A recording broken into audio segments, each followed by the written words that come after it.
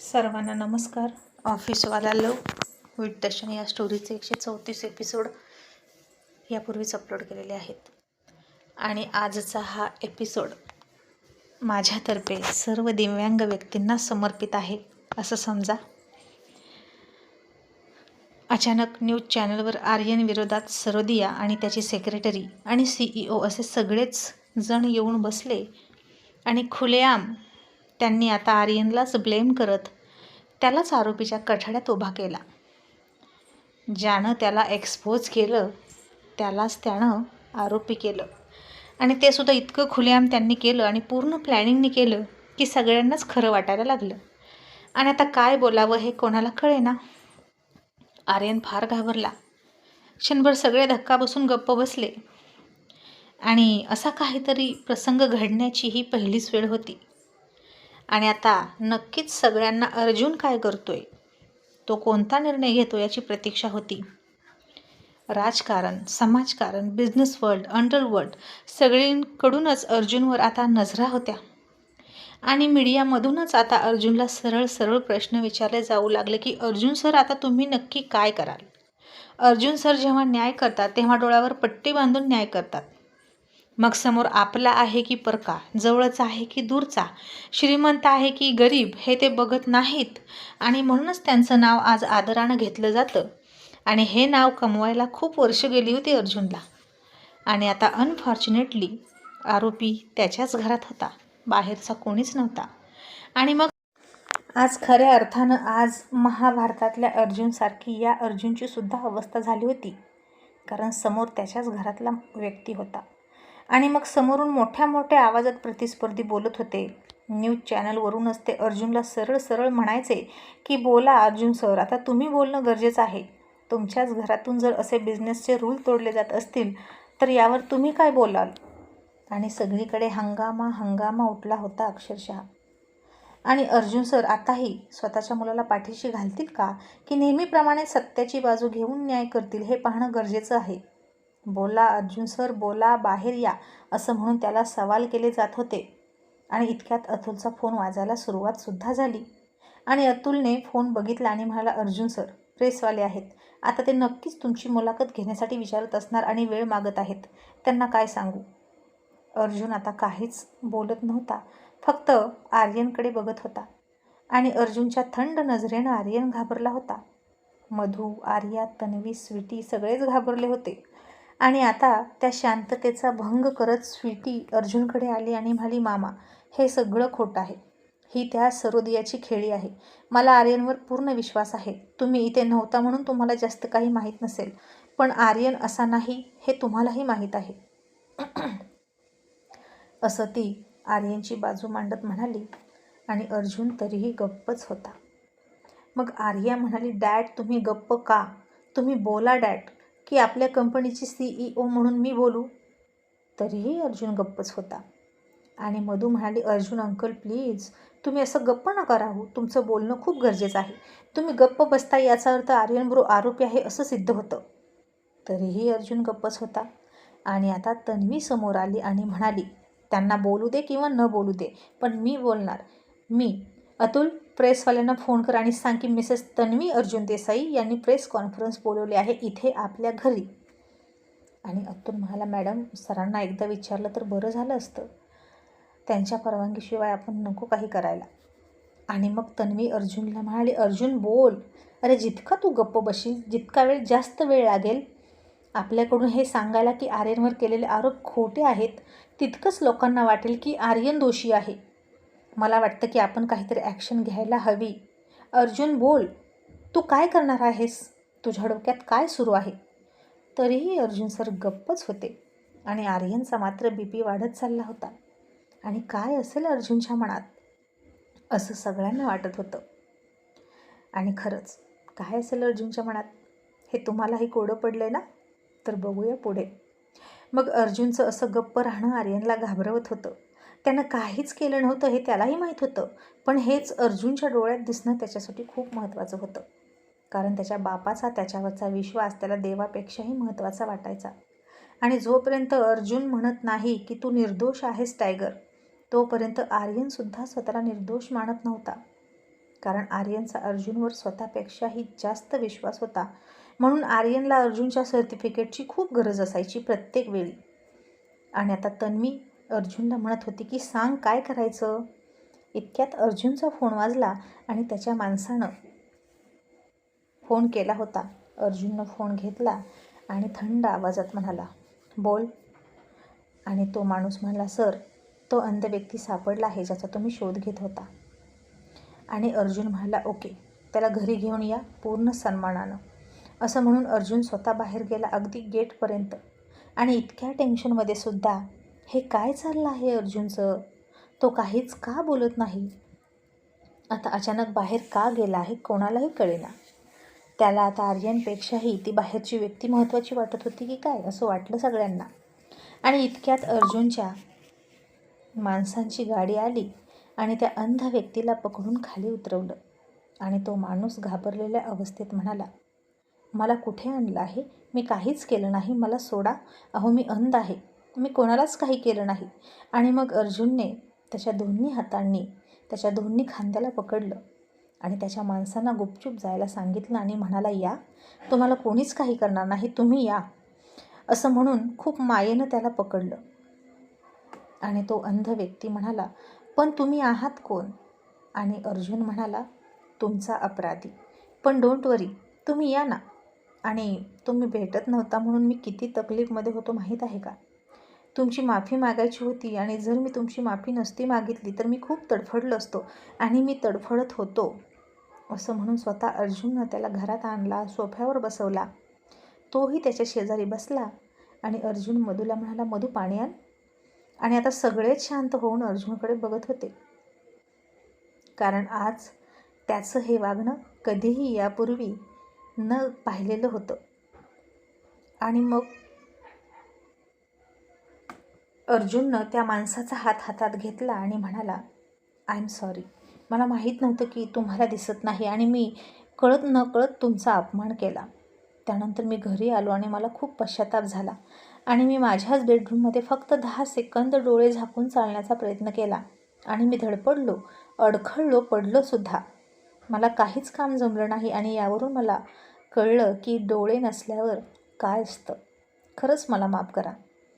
आणि ती व्यक्ती म्हणाली, अहो असू द्या, त्यात काय इतकं, असे अपमान आम्हाला रोज पचवावे लागतात, आता सवय झाली आहे त्या सगळ्यांची, तुम्ही कशाला वाईट वाटून घेता. तुमचं मन मोठं म्हणून तुम्ही माफी तरी मागताय, तेही मला शोधून आणलं तुम्ही. आणि अर्जुन म्हणाला, तुम्हाला माहीत आहे का आता तुम्ही कोणाच्या घरी आहात आणि तुम्ही किती मोठ्या घरात आहात हे तुम्हाला दिसतंय का हो. आणि तुम्ही किती महागड्या गाडीत बसून इथे आलात याची जाणीव आहे का तुम्हाला. आणि तो माणूस हसला आणि म्हणाला, तुम्ही किती मोठे आहात, तुमचं घर किती मोठं आहे, मी कोणत्या गाडीत बसून आलो याच्याशी मला काही देणं घेणं नाही. मला सगळं सारखंच आहे, कारण मला दिसत नाही ना, त्यामुळे भेदाभेद करण्याचा प्रश्नच येत नाही. पण तुमचं मन किती मोठं आहे हे मी समजू शकतो. मला दिसत नसलं म्हणून काय झालं, मला भावना कळतात. आणि तुम्हाला सांगू, मला 2 मुलं आहेत, पण त्यांना दिसतं बरं का. आणि मला त्याचाच खूप आनंद आहे आणि त्यांच्याच डोळ्यानं मी अख्खं जग बघतो. आणि अर्जुन म्हणाला, काय, तुम्हाला मुलं आहेत, मग कुठे राहता तुम्ही. आणि त्या माणसानं पत्ता सांगितला आणि म्हणाला, माझी मुलं आता कॉलेजमध्ये आहेत, मोठी आहेत आणि जुळी आहेत. आणि अर्जुन हसला आणि म्हणाला, वाव. आणि मग अर्जुनने अतुलला कानात काहीतरी सांगितलं. अतुल लगेच स्टडीमध्ये जाऊन एक कागद काढला आणि त्या कागदावर अर्जुननं सही केली आणि तो कागद त्या अंध व्यक्तीच्या पिशवीत टाकला. आणि अर्जुन म्हणाला, मी याच्यात काहीतरी टाकलं आहे, ते तुमच्या मुलांना नेऊन दाखवा आणि हा कागद हरवू नका. आणि तुमच्या मुलांना सांगा माझी भेट घ्यायला, हे लेटर त्यांच्याजवळ द्या. आणि तुम्हाला खरं सांगू का, हे डोळे आहेत ना, ते बघण्यासाठी उपयोगी असतील कदाचित, पण सगळ्या स्वार्थाचं, रागाचं, द्वेषाचं मूळ हे डोळेच आहेत. तुम्ही कधीच कोणाचा द्वेष केला नाही, स्वार्थ केला नाही, कोणाचा राग तुम्हाला येत नाही, याचा अर्थ तुम्हाला काहीच दिसत नाही. आणि ज्यांना दिसतं त्यांच्याच मनात पाप येतं. मग लोकांना पैसा दिसतो, पावर दिसते, खुर्ची दिसते आणि तिथूनच सगळा खेळ होतो खेळ सुरू होतो मारण्याचा आणि मरण्याचा आणि ओरबाडून घेण्याचा. आता सगळे शांत होऊन ऐकत होते अर्जुनचं बोलणं. यापूर्वी अर्जुन असा कधीही बोलला नाही असं बोलत होता आज. आणि आज एकाच दिवसात त्याचं हे दुसरं रूप बघायला मिळत होतं. तसं बघायला गेलं तर अर्जुन इतका मोठा होता, पण आज त्या अंध व्यक्तीपेक्षाही खूप लहान होऊन त्याच्याशी बोलत होता. आणि मग ती व्यक्ती हात जोडून म्हणाली, चला मी जाऊ का आता? अर्जुन म्हणाला, पण तुम्ही रोज कुठे जाता? ती व्यक्ती म्हणाली, मी म्युन्सिपाल्टीमध्ये दिव्यांग डिपार्टमेंटमध्ये कामाला आहे, पण आज सुट्टी आहे आणि तुमच्या माणसांनी मला इथे आणलं. अर्जुन म्हणाला, तुम्ही काही खाणार का? थांबा ना, लगेच नका जाऊ. आणि तो म्हणाला, आणखीन एक ग्लास पाणी मिळालं तर बरं होईल. मग तरीही अर्जुननं तन्वीला सांगितलं की काहीतरी खायला आण. आणि बराच वेळ अर्जुन त्याच्यासोबतच गप्पा मारत होता.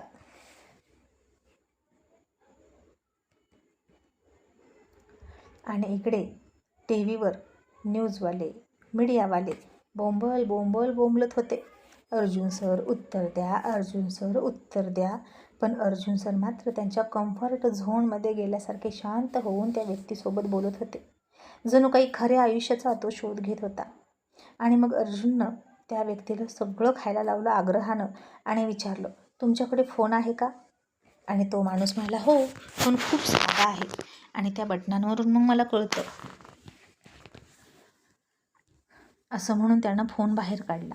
आणि अर्जुनने तो फोन बघितला तर खूप सिम्पल नोकियाचा बटनांचा फोन होता. आणि अर्जुनला तर तो फोन ऑपरेटसुद्धा करता येणार नव्हता.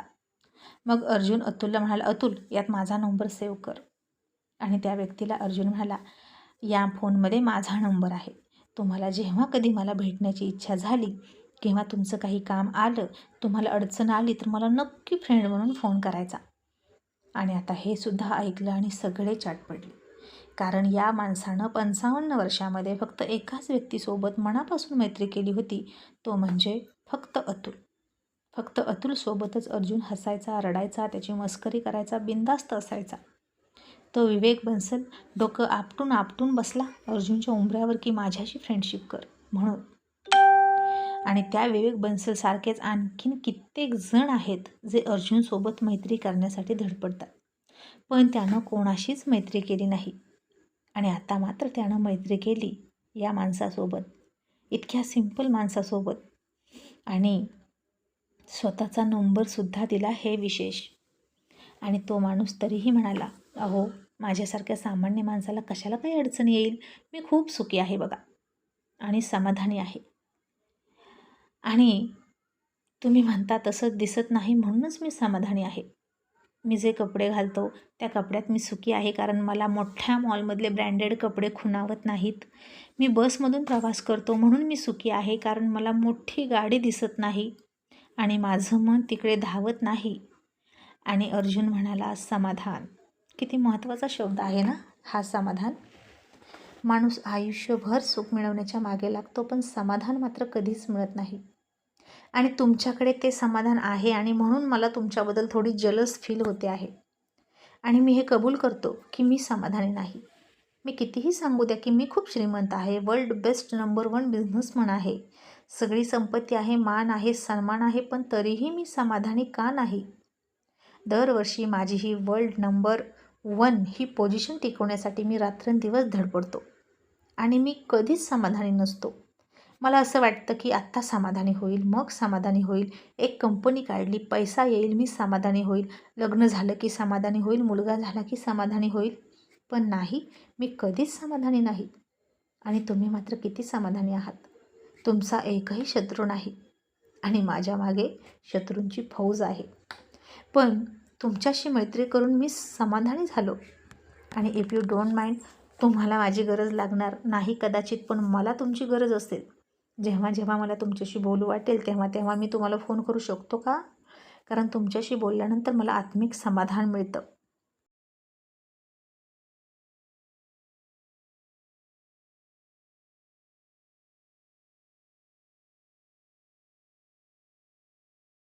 आणि तो माणूस म्हणाला, हो हो, तुम्ही करू शकता, पण आता मी जाऊ का? माझी बायको माझी वाट बघत असेल.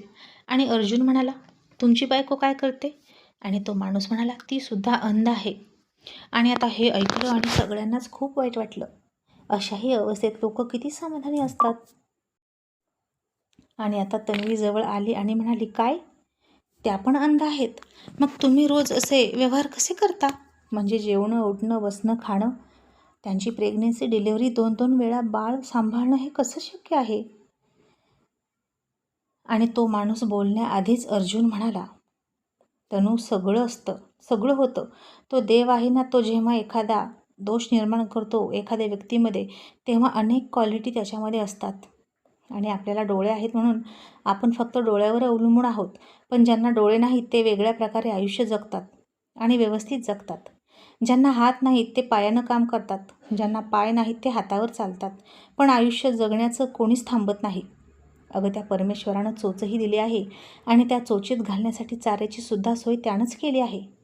आणि मग तो माणूस म्हणाला, आमच्या दोघांच्याही घरचे आहेत ना, त्यांनी आम्हाला खूप मदत केली. आणि घाबरलो होतो आम्ही की आमची मुलं अशीच होतील की काय. पण मुलं चांगली झाली, त्यांना डोळे आहेत आणि आता आमची मुलं आम्हाला हेल्प करतात. आणि आता सगळेच तल्लीन होऊन त्या माणसाचं बोलणं ऐकत होते. आणि आता सगळेच ते न्यूज सरोदिया, ते सेक्रेटरी सगळं विसरून गेले आणि त्या माणसाच्या छोट्या जगात हरवून गेले. इतक्यात पुन्हा अतुलला फोन आला प्रेसवाल्याचा. आणि अतुल म्हणाला, अर्जुन सर, काय करू? आता ते खूप त्रास देतील आणि जर नाही उत्तर दिलं तर आपण पाठ दाखवतोय घाबरून असं म्हणतील. आणि अर्जुन म्हणाला, ओके, त्यांना सांग 10 मिनिटात या. आणि अर्जुन सर खूप महत्त्वाच्या मीटिंगमध्ये आहेत असं सांग.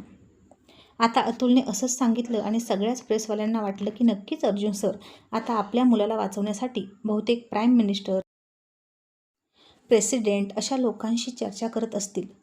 आणि आधी तिथे चर्चा करणार आणि ते जसं शिकवतील तसं प्रेस समोर येतील आणि बोलतील कदाचित. कारण सगळे प्रेसवाले तर गेटच्या बाहेर येऊन गर्दी करून बसले होते आणि कॅमेरे सुरू करून बोंबल बोंबलत होते. आता आपण अर्जुन सरांच्या घराच्या बाहेर उभे आहोत, तुम्ही बघू शकता. आणि त्यांनी 10 मिनिटांचा वेळ दिलेला आहे. आणि आता ते आतमध्ये नक्की काय करत असतील, ते कोणती रणनीती ऐकत असतील, हे जाणून घेऊया थोड्याच वेळात. तेव्हा 10च मिनिटात अर्जुन सर आपल्यासमोर येणार आहेत आणि ते पहिल्यांदाच या प्रकरणावर बोलणार आहेत आणि त्यांचं मौन सोडणार आहेत. आणि नक्कीच ते कोणत्या तरी VIP व्यक्तीसोबत बोलत आहेत अशी आम्हाला खबर आहे. आणि मग नेमकी 10 मिनिटं झाली, गेट उघडलं आणि सगळी मीडिया आतमध्ये जाणार इतक्यात समोरचं दृश्य बघून सगळेच थांबले. कारण समोरून अर्जुन त्या व्यक्तीचा हात हातात घेऊन हसत हसत त्याला आधार देत गेटपर्यंत आणत होता.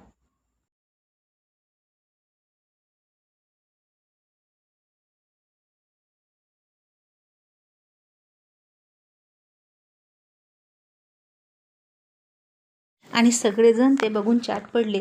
आणि ही VIP व्यक्ती आहे का असं सगळ्यांना वाटलं. हा कोण माणूस आहे, कुठून आला, काहीच कल्पना नव्हती. आणि मग अर्जुननं गाडी बोलवली आणि त्याला सन्मानपूर्वक एक झप्पी दिली. अक्षरशः गळ्यात भेटला अर्जुन त्याच्या आणि त्याला आतमध्ये बसवून पाठवून दिला. आणि आता हे सगळं कॅमेरामध्ये कॅप्चर होत होतं, लाईव्ह सुरू होतं आणि अख्खा देश हे चित्र बघत होता. आणि मग अर्जुननं सगळ्या प्रेसवाल्यांना आतमध्ये घेतलं आणि म्हणाला, 1 मिनिट थांबा, मी आलोच, असं म्हणून तो आत गेला. आणि आर्यनला म्हणाला, tiger, pack your bag and leave this home. तुझी बॅग पॅक कर आणि हे घर आत्ताच्या आत्ता सोड आणि सोबत तुझी बायकोसुद्धा घेऊन जा. आणि हे ऐकलं तसं सगळे चकित झाले आणि आर्यनचे डोळे पाण्यानं भरले. आणि तन्वी म्हणाली, अर्जुन, हे काय आहे? तुझा आर्यनवर विश्वास नाही का? तू त्याला घर का सोडायला सांगतोस? आता अर्जुन काहीच न ऐकून घेता परत फिरला आणि बाहेर निघाला. आणि तन्वी पाठीमागून त्याला हाका मारत होती, अर्जुन, तुझा निर्णय मागे घे. अर्जुन, माझं ऐक. अर्जुन, अर्जुन असं ती म्हणत होती. आणि अर्जुन मागे वळाला आणि म्हणाला, मी त्याला जायला सांगितलं आहे आणि त्याची बायको म्हणून प्रत्येक पावलावर त्याची साथ देणं तिचं कर्तव्य आहे, म्हणून स्वीटीलाही जा म्हणालोय. तशी तू माझी बायको आहेस आणि माझ्या निर्णयात माझी साथ दे. जर त्याची आई बनून राहायचं असेल तर तू सुद्धा तुझी बॅग उचल, असं म्हणून अर्जुन बाहेर गेला. आणि सगळ्यांनाच प्रचंड मोठा धक्का बसला. आणि त्याहीपेक्षा सगळ्यात जास्त हादरले ते मीडियावाले. कारण त्यांच्या समोर अर्जुन आर्यनला घर सोडून जा म्हणत होता. आणि न्याय करण्याची अर्जुनची ही नवीन पद्धत हे आता अख्खा देश कौतुकानं बघणार होता. आणि अतुल म्हणाला, आर्यन, तू तुझ्या डॅडीचं ऐक. कारण न्याय करताना अर्जुन कधीच चुकत नाही. Because Arjun is never wrong. तर आता बघूया उद्याच्या एपिसोडमध्ये की अर्जुन सर काय करतील आणि त्यांच्या मनात काय आहे. एपिसोड आवडला असेल तर कृपया लाईक करा, शेअर करा आणि आपल्या चॅनलला सबस्क्राईब करा. थँक्यू.